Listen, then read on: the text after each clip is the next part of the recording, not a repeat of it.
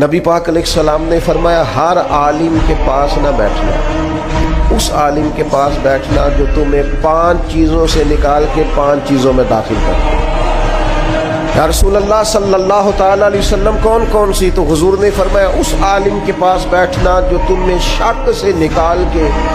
یقین کی طرف لے آئے، دوسرا